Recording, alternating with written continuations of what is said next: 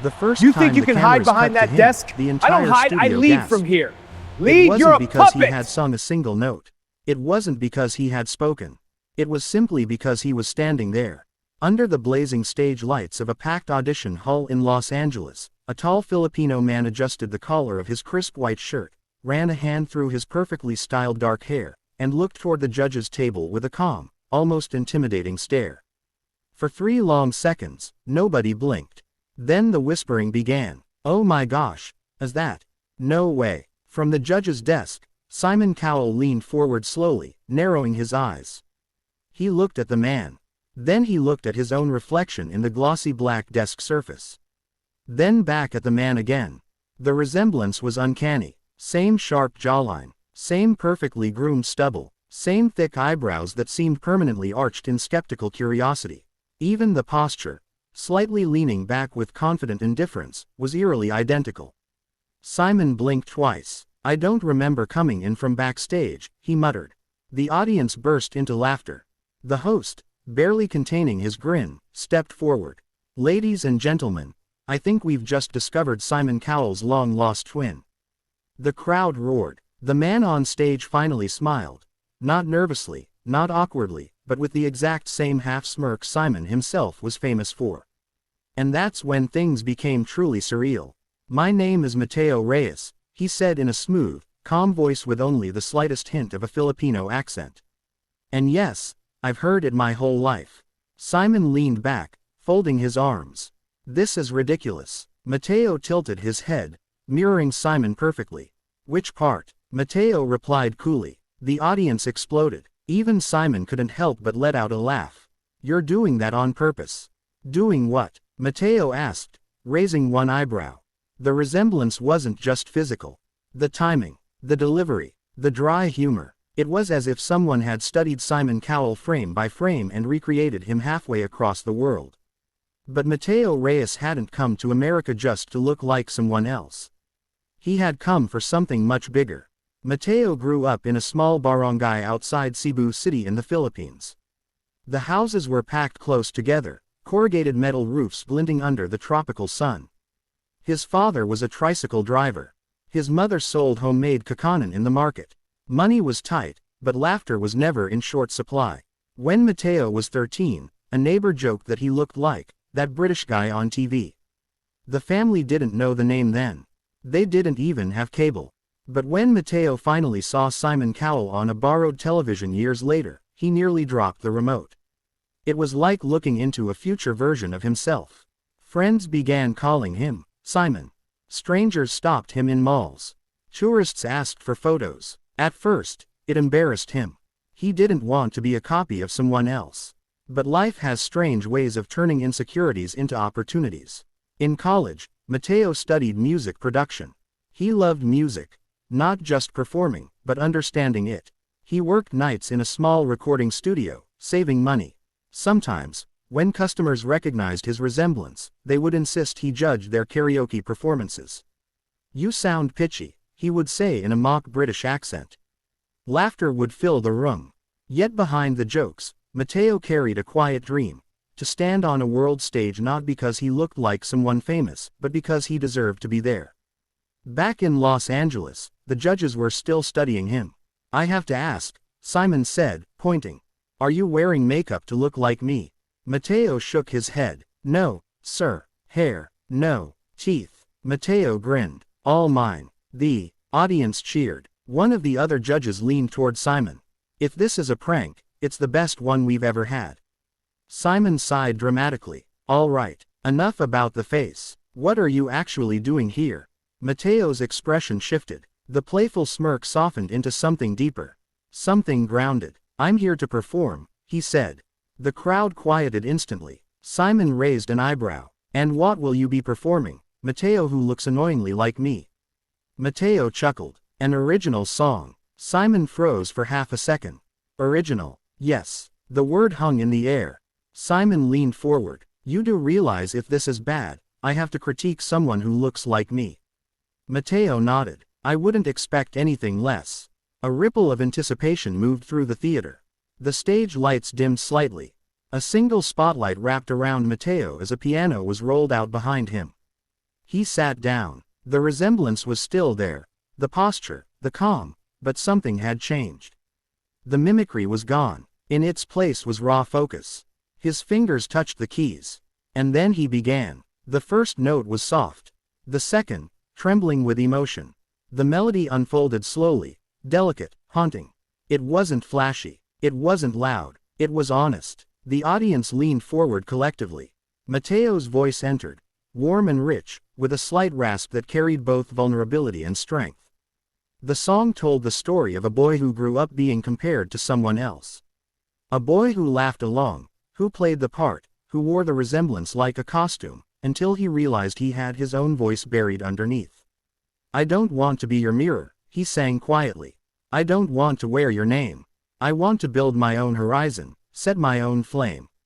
The judges exchanged looks. Simon's arms, once folded confidently, slowly dropped to the desk. Mateo's voice grew stronger with each verse. The lyrics painted images of Cebu sunsets, crowded jeepneys, his mother's tired hands, his father's hopeful smile. I came from islands made of fire, from streets that taught me how to dream. I may look like someone famous, but I'm more than what you see. By the time he reached the chorus, the audience was completely silent. No whispers, no laughter, just stillness. Mateo closed his eyes as he hit the final note, long, controlled, aching with sincerity. When the piano faded, the silence remained. For 2 seconds, 3, 4, then the theater erupted. A standing ovation rolled through the crowd like thunder. People shouted, some wiped tears. The energy was electric. Not because of the resemblance, but because of the performance. Simon remained seated for a moment longer than the others. He stared at Mateo, not as a mirror, but as an artist. Finally, Simon stood. The applause grew even louder. Mateo stepped forward, breathing heavily, eyes glistening. Simon picked up his microphone. Well, he said slowly, this is incredibly awkward. The audience laughed, because if I say you're brilliant, it sounds like I'm complimenting myself. Mateo smiled. But here's the thing, Simon continued. For the first time since you walked on this stage, I forgot you looked like me. The room quieted again. That song wasn't about resemblance. It was about identity. And you delivered it with honesty, confidence, and talent. He paused. You don't need to be my doppelganger. He pointed toward Mateo's chest. You're already someone. The applause swelled again. Mateo's lips trembled as he tried to keep his composure. Another judge leaned in. Mateo, that was beautiful. Truly. Simon nodded once. And for the record, your high notes are better than mine. The crowd roared. Mateo laughed, finally allowing tears to fall. The host stepped onto the stage. I think there's only one question left. The judges held up their voting cards. One by one. Yes, yes, yes, yes. 4 yeses. Mateo exhaled deeply as the realization washed over him. But Simon wasn't finished. Wait, he said. The room held its breath. Simon stood, walked around the judge's desk, and approached the stage. The audience buzzed with anticipation. Simon climbed the steps slowly until he stood face to face with Mateo. The resemblance was even more striking up close. Simon extended his hand. Mateo took it. For years, Simon said quietly, audible through the mic, people have told you that you look like me. But today, I'm going to tell people that I met someone who reminds me of who I used to be when I first started. Mateo swallowed hard, hungry, determined, slightly annoying. The audience laughed again. Simon's tone softened. Don't ever let being compared to someone else shrink you. Use it, then outgrow it. Mateo nodded. The crowd began chanting his name. Mateo, Mateo. For the first time in his life, the chant wasn't followed by Simon. It was just him. Backstage, as cameras replayed the moment, producers and crew members couldn't stop talking about it. He's going viral tonight, someone whispered. Within hours, clips flooded social media. Headlines exploded across timelines. Filipino man shocks judges, looks like Simon Cowell's twin. Is this Simon's secret brother? Doppelganger delivers show-stopping original. But the comments quickly shifted from jokes about his face to praise for his voice. That was the real victory. Back home in Cebu, Mateo's family huddled around a neighbor's television again, just like years ago. His mother cried openly. His father clapped proudly. The barangay erupted in celebration. Fireworks cracked in the humid night sky. Not because Mateo looked like someone else, but because he had shown the world who he truly was. Weeks later, during the next round of competition, something unexpected happened. Simon walked into the rehearsal room where Mateo was practicing. Mateo stood up immediately. "Relax," Simon said. "I'm not here to critique." Mateo smiled cautiously. "Then why are you here?" Simon leaned against the piano. "Because I've been thinking." Mateo raised an eyebrow, again unintentionally mirroring him.